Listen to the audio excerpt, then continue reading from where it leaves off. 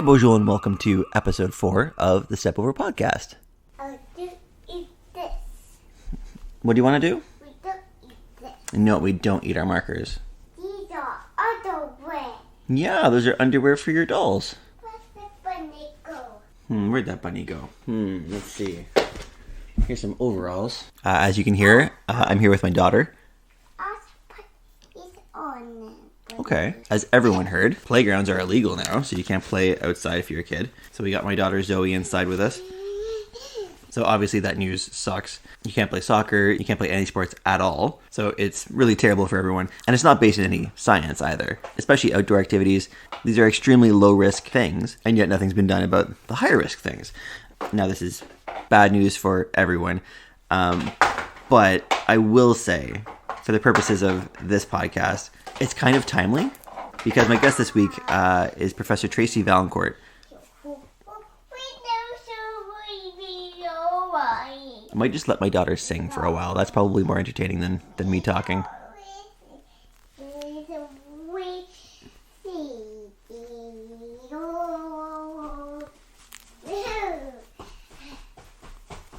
Professor Vaillancourt is extremely accomplished, and we'll get into how accomplished in our chat.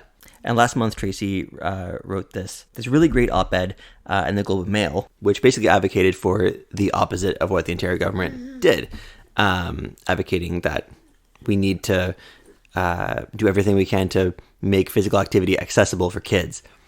And Professor Tracy is also a high-ranking soccer coach with Ontario Soccer, and she's had an impact on the careers of a lot of up-and-coming stars, and some who are already well-known to you. Hi. Do you have yogurt in your mouth? So she's just a fantastic guest. And we're going to get right into it. So here is my chat with Professor Tracy Vaillancourt. Can you say hi, Tracy? Nope.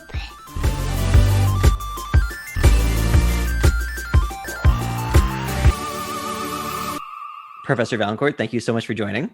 Thanks for having me. According to your Twitter bio, I'm going to start with that. So there's only 160 characters to use, and here's what you fit in yours. You're a professor at U Ottawa and a Tier 1 Canada Research Chair in School-Based Mental Health and Violence Prevention. Is that correct? Correct. Okay. You're a member of the Royal Society of Canada, of which you chair the Working Group on Children and Schools. Is that correct? That's correct. You're the president-elect of the International Society for Research on Aggression. Is that correct? That's correct. And you're a soccer coach. I am. Fantastic. So perfect for this podcast. Again, thank you so much for joining. I'm not even going to get into your LinkedIn page. I'm sure that's pages and pages. And you know, there's like I like to ask you about every aspect of your work, but the soccer coach part, obviously that caught my eye. And I wanted to ask a bit about your history with the sport and like what was your introduction to it? So I've played forever, and I started playing when I was a little girl, and there wasn't any girls teams. So I played with boys up until, actually I played with boys for up until my 20s. Although I also started playing with girls when I moved to a bigger city. So I grew up in British Columbia in this small town called Revelstoke. And we eventually had a girls team, but I played with the men's team until I was about 22. And then I went to university and I played university ball. I played, when I was in Vancouver, I also played in the women's Prem division. And that was really competitive and exciting. But I think I'm that first generation of women soccer players, right? Where they played with other women or girls when they were younger. And now it's exploded, right? Like there are tons of options for girls and women to play soccer in Canada. And I'm not that old. I'm in my 40s. And yet that was my experience. Like when you were growing up, did you have a favorite player or like a favorite team? So I had a favorite team, but it wasn't like, it's interesting. So I really liked Mia Hamm when I was younger, so we're a similar cohort, but there wasn't a lot of women's soccer to watch. I mean, it never played on TV, very rarely. And so I followed primarily Brazil's national men's team. I was very interested in them. I was very interested in the Swedish national team. I don't know if you recall, they came third in the World Cup in 1994, was it? Okay. And I thought they were fantastic. And I always liked Barcelona and Chelsea. And you still play? I do still play. It's more walking soccer than anything. I mean, we think we're Soccer, fast. soccer. You can still walk. It's fine. Yeah, we think we're fast, but we're not. We really aren't. Have you always had a preferred position? Like were you striker, fullback? So I played striker until I went to university, and then I got converted to a center back. At that point, it was called a sweeper. And at first, I thought it was a bit of a demotion. I couldn't understand it. But then the coach, I had this really good Brazilian coach, and he understood. He explained like the properties of a good sweeper at the time. Somebody who was good at cleaning up the mess and who was fast and could run down the strikers who snuck through. So then I really liked it. And since then, I hate having the game behind me. So I like being a defender. I like seeing everything in front of me. And I have a lot of respect for midfielders and for forwards because they have to play their back to net a lot. And that's never the case with a defender. Okay. So I've heard from players who are better than me, and I'm going to assume you're among them, that if you go from being a striker to a fullback, that it's actually not that hard to transition because you're used to attacking. So now you kind of know how to. I think I hear what you're saying. I think the properties are quite similar. There's a lot of characteristics that are similar. I think that, going from, let's say, defender to one of your central midfielders is quite a bit of a difference, but I can see what you're saying. I think a lot of strikers get converted to defenders. In my history as a coach, have converted a lot of forwards to fullbacks, right? And we see that even in our national program, like Ashley Lawrence played as a fullback in our national program and now still does for her club. And even Alfonso Davies, he wasn't fullback and now he plays as a fullback. So I think there's a lot of properties along that line, up and down the line that are similar. And I think that the central positions are similar with the exception of the 8, 10, and the 6, perhaps. So you're a coach. So you're provincially and nationally licensed. Is that right? That's correct. Okay. So who are you currently coaching with? So I'm coaching with Ontario Soccer. I coached the last coaching assignment I had was the U16. I was the head coach of the U16 provincial team. But because of COVID, I'm not too sure what my assignment is. It would have been the same thing coming in before COVID. And then I'm also coaching with the Canada Games team. So that's up and coming. We got obviously postponed because of COVID again. And I've done I did Canada Games in the last Canada Games, but in that role, I was a support coach, and now I'll be on the bench. Great.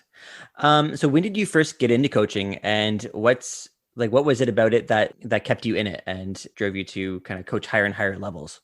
So I started coaching when I was in high school. I coached like the grassroots boys in my hometown and with a girlfriend of mine, and I loved it. Absolutely loved it. And I've always really liked children and youth. I find they're so funny and they're a joy to be around. So I think that that's kind of what kept me in, was that I was just really interested in this age group.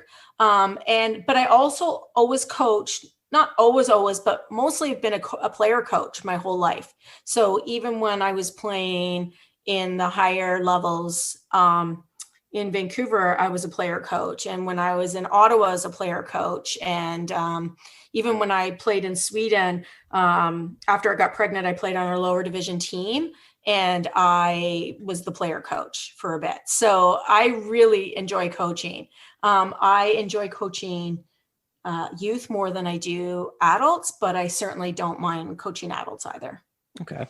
Are there any lessons that you've learned from coaching, by being a coach?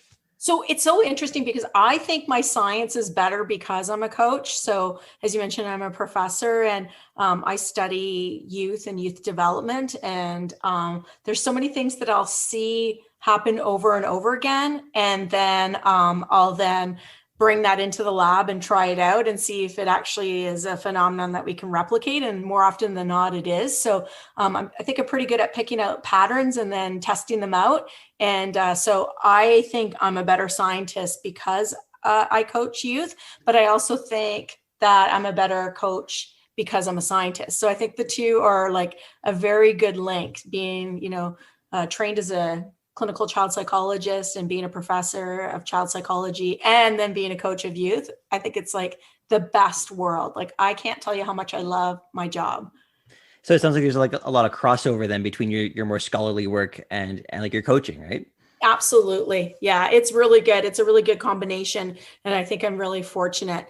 I lucked out. I ended up in the right spot for my temperament and the qualities that I bring to the table. Okay. So I think that you've had the opportunity to coach a lot of players who have some very bright futures. I was wondering if you could kind of give us a glimpse into, who you've had an impact on. So, it's interesting because a lot of times coaches will say, this is my player. So I'm going to say this with that caution that these individuals, they're primarily responsible for their own destiny. They're such talented, intrinsically motivated individuals. So I've played a small role in their lives. I think I continue to play a role in some of them more than others, but I've had the privilege of coaching some of the best girls and women in Ottawa. So I'll just speak specifically about the Ottawa players, and then I'll talk a little bit about a few special players that came out of our provincial program. So from Ottawa, so I've had Olivia Cook in my life since she was 8. So I coached her right from the beginning, and you could see her spirit was bright, like shining bright right from the beginning. Like, this kid was relentless and passionate beyond belief. So Olivia just most recently played on our U17 team for Canada, and she was slated, I think she was going to make the U20 team, but unfortunately she ruptured her ACL. She's at USF and now transferring over to DePaul University. So huge talent. Ariel Young, I coached her. She was on the same team as Olivia. So I started coaching her when she was 8. At that point, she was a dancer. And then I had to convince her that dance was not the way to go. Although I don't want to get the hate mail from the dance. Nothing wrong with dance. Yeah, I don't want the dance community to be all over me on this, but she's a soccer player. Yeah, exactly. But Ariel was like so technically talented right from the beginning. And Ariel has played for our U17 team, our U20 team. She even has a few senior caps. She's down at UCF, and she's also injured at this moment. So we had a bit of an injury group that we've been training together when they come home. So Olivia and Ariel have been in there, but hopefully she'll be back and ready to go again. And then Molly Erickson. So Molly played for Sweden on the U16, U17. She did a U23 camp with Sweden. She also did a lot of camps with Canada and ultimately played for Sweden. And so Molly Erickson is the starting keeper there and was our starting keeper for the Canada Games team that came second. And full disclosure, so Molly is my daughter. So obviously I've had more of an impact on her life, I think, than others. Bella Hainish, I had coached for many years when she was little, and she was very similar to Ariel in that she was very technical, really calm on the ball, beautiful feet. Anyhow, Bella has played for our U17 national team, and she's currently at DePaul. I think we're seeing a theme here of DePaul University, and she's playing fullback for DePaul. Bella's a good example of a converted fullback. So she used to play on the wing, and now she's a fullback. And then on my provincial team, most recently, our U16 team, it was the dream team. I mean, we smashed everybody with this team, but how could we not? From Ottawa, we had Sheridan Mitchell, who's now in the Rex program and also has a few camps for Canada. And she's going to be starting her D1 career soon. And Florence Bazil was on my provincial team, and I recommended her and Sheridan to the Rex program. And she also has a Canada camp. And Kira Mellenhorst, who played at West Ottawa for many years, amazing kid, amazing talent. She was on the Danone Nations Danone Nations Cup team. So was Molly. She played for Danone Nations Cup, and she is currently in the Rex program and will be heading to a D1 school in the fall. And then Clarissa Larisay, who I think you've had on your program. She's my last guest. Yeah. Yeah. And she's so lovely. So we just trained all winter when she came home. She's fantastic. The kids should be on the national program. So that's somebody I'm going to be pushing hard. And I think other coaches will be pushing her. So she's just wrapping up at Memphis after like an outstanding career there. I think she's their fourth all-time leading scorer, actually. Yeah. She's on the 99 provincial team. So I coached her when she was U14, U15, U16. And then, so she's doing really well. She's going to be going pro. And then Vanessa Gilles, or Giles, as some people say. So Vanessa was on, I coached the League One team with Christina Kish. She played League One and made the All-Star team, which wasn't surprising. And, came in for a few sessions after. I haven't had direct coaching experience with her. I haven't coached her very much, but I recommended her to the national program. So I feel like I played a little role in her career. A little feather in your cap. She still owes me cupcakes for that referral. That's my referral fee. And then just from our provincial team, we had Jade Rose, who's on the senior team already. She's a 2003. Olivia Smith is our youngest cap player in Canadian history, and she has loads of talent, and the kids going places. Jade Rose will be the starting center back for Canada for the next cycle. I'm sure of it. Maybe not this cycle, but the next cycle. And these are all, and so these are all players that are from Ottawa. All of them except for Jade and Olivia. Jade and Olivia were just a little, they were on the provincial team that I coached, and the one I told you that was like the dream team, and they're just exceptional players. That's so fantastic that there's this plethora of talent coming from the region. That's fantastic. There's like a whole other cohort that's coming through too, that's at the 04 level, that are in the provincial program that I've coached for a very long time. But I'll just mention the ones that I've capped for Canada or have had a Canadian camp. So those are the ones. So you've had the chance to work with a lot of players and coaches as well, and builders in Canadian soccer, and I get the impression that you're pretty tuned in to the soccer scene in Canada. So I was wondering, in your opinion, are there opportunities to improve the way that we develop players in this country?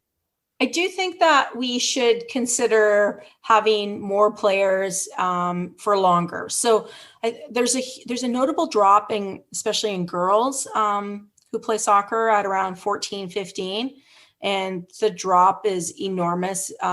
So it's far higher than it is for boys. And I think one of the issues with that is that you don't know which talent you're sort of losing, right? So we need to think about how we deliver programs for girls and to keep them in. So I think that would improve. I also think that everybody needs to be more patient.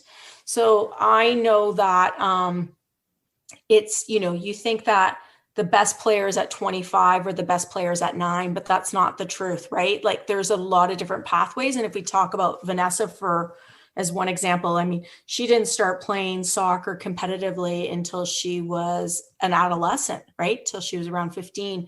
And so that just speaks to the fact that the pathway is not so clear.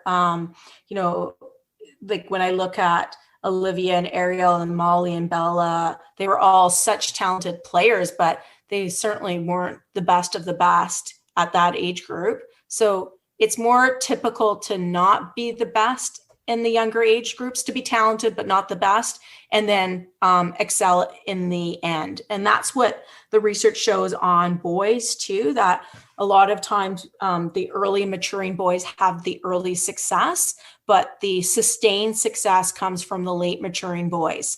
So I think if parents and players could be a bit more patient and not be so caught up on playing on the top team.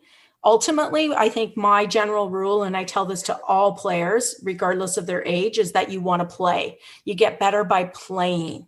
The environment's obviously important. You want good coaching, but you don't get better sitting on the bench. So if it means you have to drop a division, then drop a division and then excel, and then you'll move forward, right? But sitting on the bench doesn't get you too far in the game, as far as I'm concerned.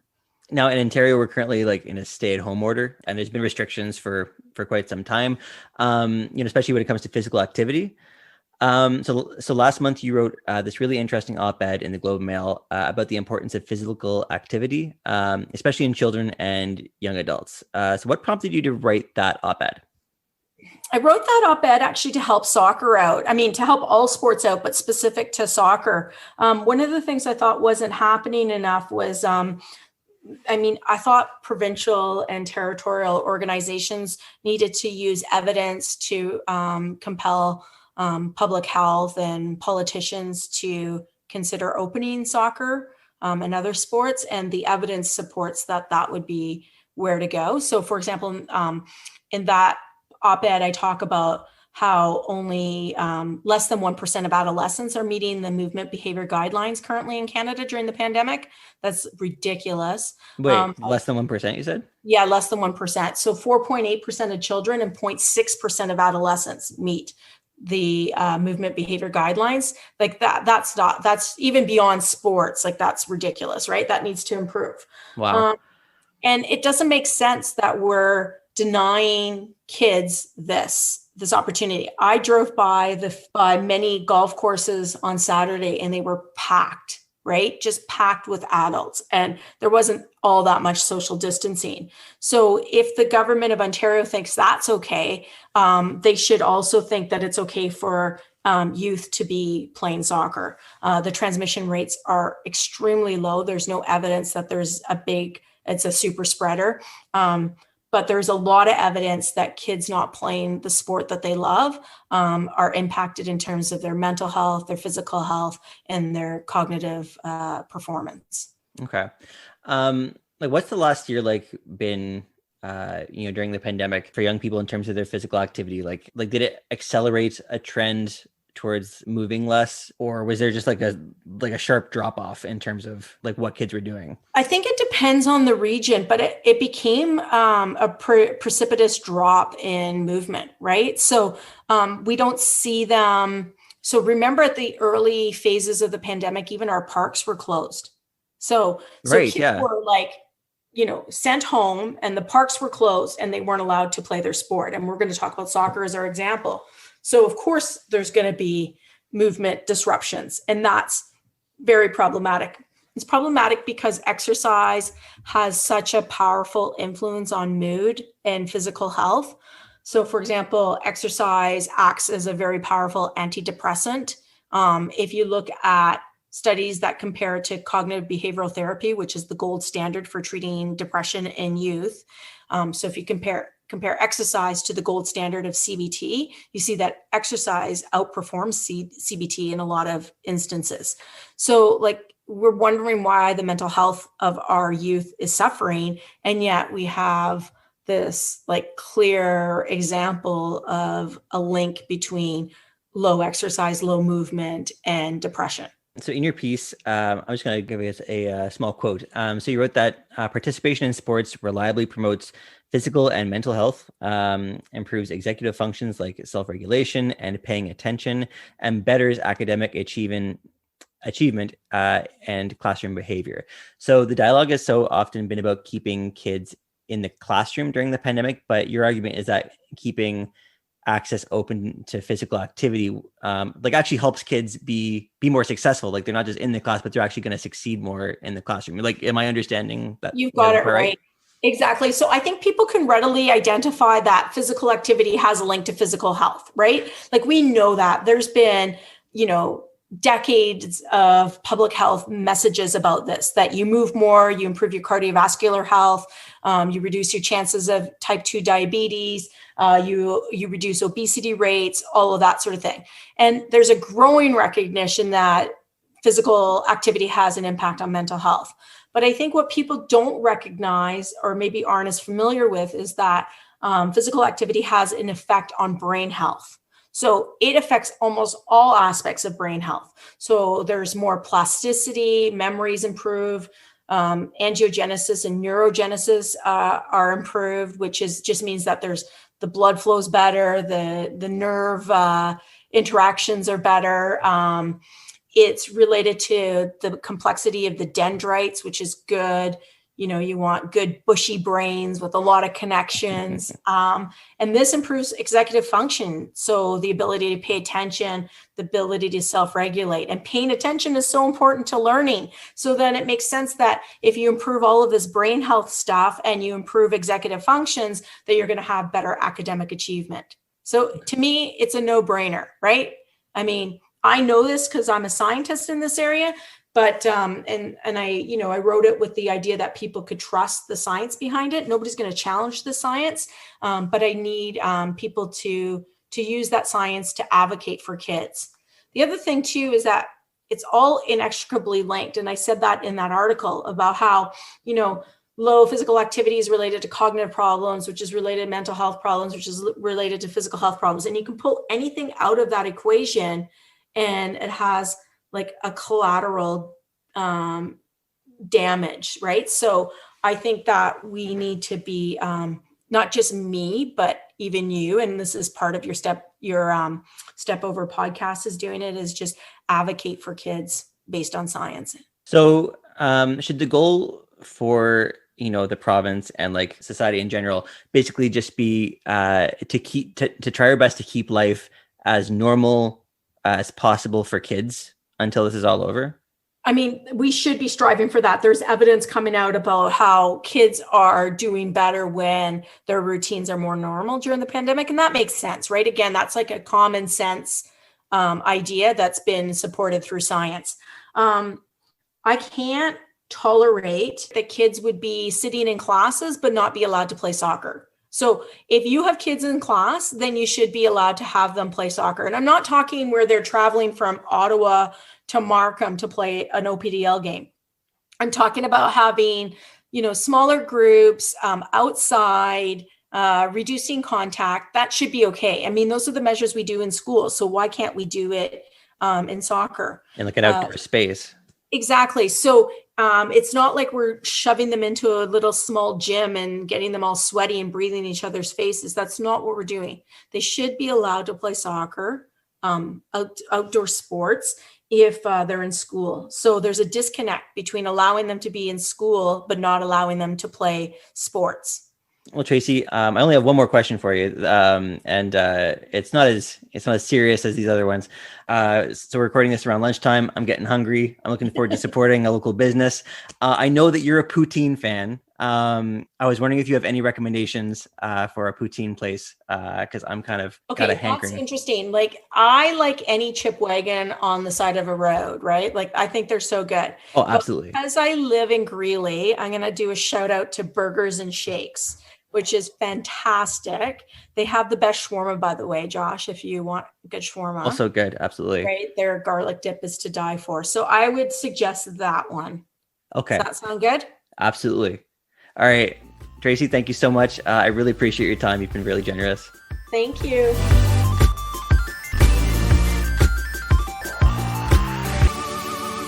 All right. That's Professor Tracy Vaillancourt. I want to thank her one more time. When you can get someone like that on the show, always makes your show better. We'll be back next time with some Atletico Ottawa chat. Until then, let's get kids playing back outside, screaming from the rooftops. Till then, we'll see you.